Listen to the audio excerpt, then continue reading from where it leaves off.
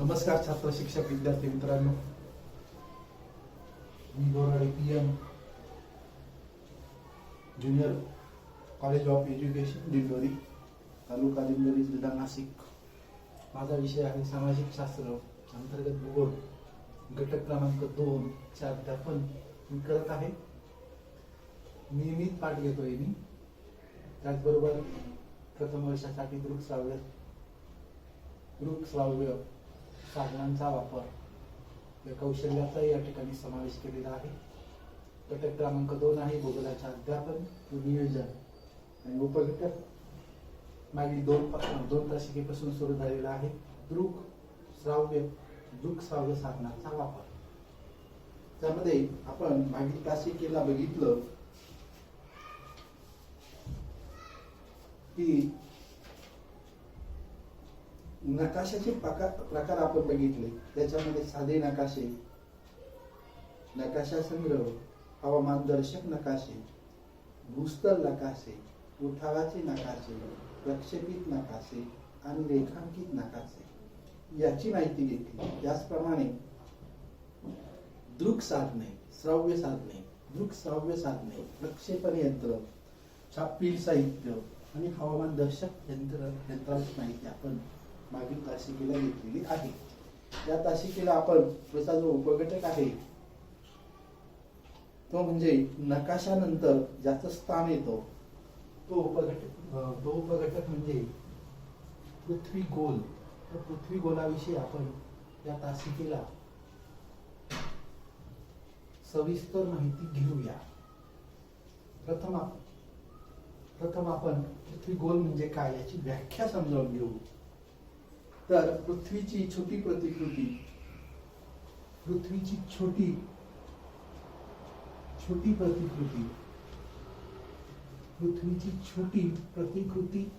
म्हणजे पृथ्वी गोल होय।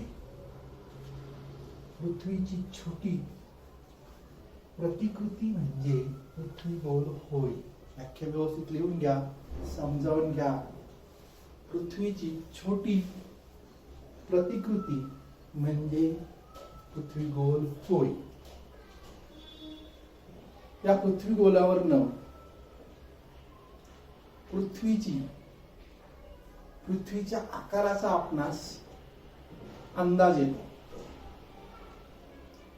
पृथ्वी ही गोल आहे हे पृथ्वी गोलाकडे पाहून आपल्या सहज लक्षात येते। लहान वयोगटासाठी उदाहरणार्थ इयत्ता 1ली ते 5वीच्या वयोगटासाठी पृथ्वी कशी आहे, पृथ्वीचा आकार कसा आहे हे विद्यार्थ्यांना पटवून देण्यासाठी पृथ्वी गोल हे नकाशानंतरचे अतिशय महत्त्वाचे साधन आहे।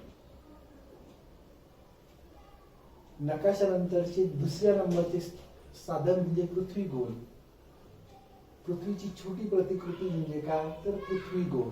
तर पृथ्वी गोलाच्या आकारावरून पृथ्वीचा आकार कसा असावा याची कल्पना आपणास विद्यार्थ्यांना देता येते। लहान वयोगटातील मुले उदाहरणार्थ 1ली ते 5वीच्या मुलांना पृथ्वीचा आकार कसा आहे हे पृथ्वी गोलाकडे पाहून समजते। आता पृथ्वी गोलावरून आपणास काय काय शिकवता येते, तर ज्या संकल्पना, जे संबोध, ज्या काही बाबी आपल्याला नकाशाच्या साहाय्याने समजावून सांगता येत नाही किंवा समजावून सांगताना खूपच अडचणी येतात, खूपच श्रम पडतात, खूप वेळ लागतो, अशा बाबी आपण पृथ्वी गोलाच्या साहाय्याने विद्यार्थ्यांना समजावून देऊ शकतो। त्यामध्ये आपणास जर विद्यार्थ्यांना पृथ्वीची गती शिकवायची आहे, प्रमाण वेळ, रेखावृत्ते, अक्षांश, रेखांश, दोन्ही प्रकारचे ध्रुव म्हणजे उत्तर ध्रुव, दक्षिण ध्रुव, विविध प्रकारचे वृत्ते उदाहरणार्थ कर्कवृत्त, मकरवृत्त, अक्षवृत्त हे शिकवायचे आहे। त्याचप्रमाणे पृथ्वीवर दिवस व रात्र कसे होतात, भरती आणि ओहोटी, पृथ्वीचा आस कसा आहे, नंतर विविध खंडांचे त्रिकोणी आकार, आंतरराष्ट्रीय वार रेषा म्हणजे काय, पृथ्वी पश्चिमेकडून पूर्वेकडे कशी फिरते, नंतर कटिबंध म्हणजे काय, वारे कसे वाहतात, आखाते, ग्रीनिश रेखावृत्त, अशा अनेक संबोधाचे आकलन विद्यार्थ्यांना आपणास पृथ्वी गोलाच्या आधारे करून देता येते. आता त्या पृथ्वी गोलाचे दोन प्रकार पडतात. पृथ्वी गोलाचे आकारावरनं दोन प्रकार पडतात. आकारावरनं प्रकार, आकारावरून लिहून घ्या. आकारावरून पृथ्वी गोलाचे पडणारे प्रकार. आकारावरून पृथ्वी गोलाचे पडणारे प्रकार. पहिला 45 सेंटीमीटर व्यासाचा 45 सेंटीमीटर व्यासाचा हा जो पृथ्वी गोला वापरतो आपण, हा शाळेमध्ये वापरतो, याचा वापर शैक्षणिक वापर होतो. आणि दुसरा जो पृथ्वी गोलाचा प्रकार आहे आकारावरून, तो म्हणजे 10 सेंटीमीटर व्यासाचा हा घरगुती अशा प्रकारचा पृथ्वी गोल आहे. घरामध्ये शो म्हणून किंवा टेबलावर शो पीस म्हणून हा पृथ्वी गोल, छोटा पृथ्वी गोल या ठिकाणी ठेवतात आणि सहज चालता बोलता या ठिकाणी पृथ्वीविषयी जे संबोध आहे, ज्या संकल्पना आहे, त्या आपणास चालता बोलता घरी शिकता येतात. म्हणजे पृथ्वी गोलाचे आकारावरून पडणारे प्रकार दोन. एक 45 सेंटीमीटर व्यासाचा जो शाळेमध्ये वापरला जातो आणि जो घरगुती वापराचा आहे तो म्हणजे 10 सेंटीमीटर व्यासाचा. अशा प्रकारे हे पृथ्वी गोलाचे दोन प्रकार पडतात. त्याचप्रमाणे पृथ्वी गोलाचे आणखी दोन प्रकार आहे. ते म्हणजे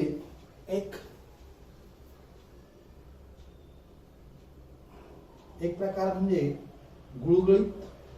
गुळगुळीत अशा पृष्ठभागाचा एक पृथ्वी गोल असतो. गुळगुळीत पृष्ठभागाचा पृथ्वी गोल.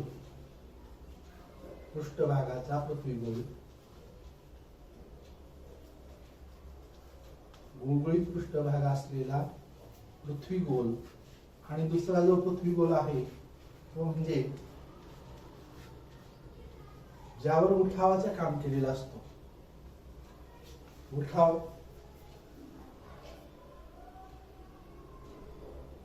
उठावाचे पृथ्वी गोल म्हणजे उठावाचं काम या ठिकाणी केलेलं असतं. उठावाचा पृथ्वी गोल. अशा प्रकारे पृथ्वी गोलाचे प्रकार पडतात. पहिला प्रकार आहे तो आकारावरून, तो 45 सेंटीमीटर व्यासाचा एक असतो, तो शैक्षणिक वापरासाठी वापरतात. आणि दुसरा जो 10 सेंटीमीटर व्यासाचा असतो तो घरगुती वापर या ठिकाणी घरामध्ये टेबलावर ठेवण्यासाठी वापरतात.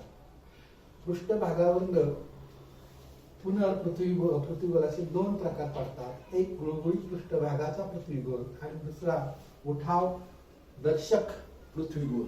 तर ज्या ठिकाणी पृथ्वीचा उंच सकलपणा विविध रंगामध्ये या ठिकाणी दाखवलेला असतो. त्यामध्ये काळ्या रंगाचा वापर केलेला असतो. त्याचप्रमाणे पिवळ्या रंगाचा वापर केलेला असतो. काही पृथ्वी गोल हे रेखांकित असतात, त्यावर खडूने आपणास लिहिता येते.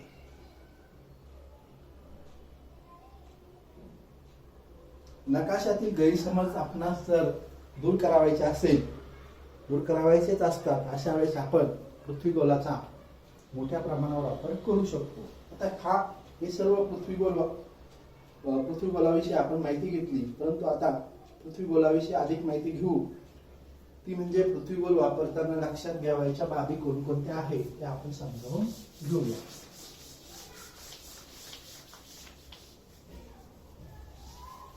पृथ्वी गोल वापरताना लक्षात घ्यावयाच्या बाबी. महत्वाचा पॉइंट लिहून घ्या. पृथ्वी गोल वापरताना लक्षात घ्यावयाच्या बाबी. पृथ्वी गोल वापरताना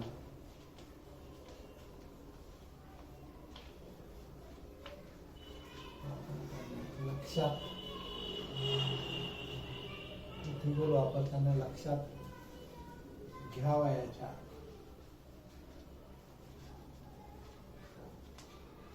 बाबी.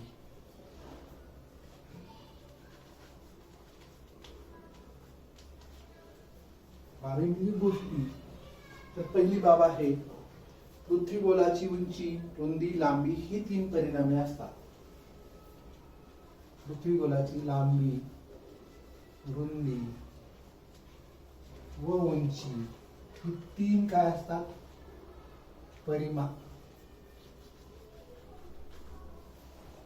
परिमाणे असतात.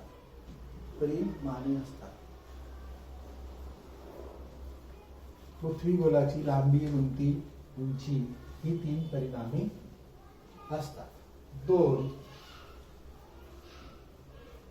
पृथ्वीचे स्वरूप पृथ्वीगोलावरून पृथ्वी स्वरूप आपल्याला पृथ्वीगोलावरून समजते. पृथ्वीचे स्वरूप आपणास पृथ्वीगोलावरून समजते. 3. पृथ्वीगोल तयार करताना किती व्यास घ्यावायचा आणि किती प्रमाण घ्यायचे, किती सेंटीमीटर बरोबर किती किलोमीटर प्रमाण ठेवायचे, या 2 बाबी लक्षात घ्याव्या लागतात. नंतर 4थी जी बाब आहे उद्देशात्मक अशा प्रकारचे उद्देशात्मक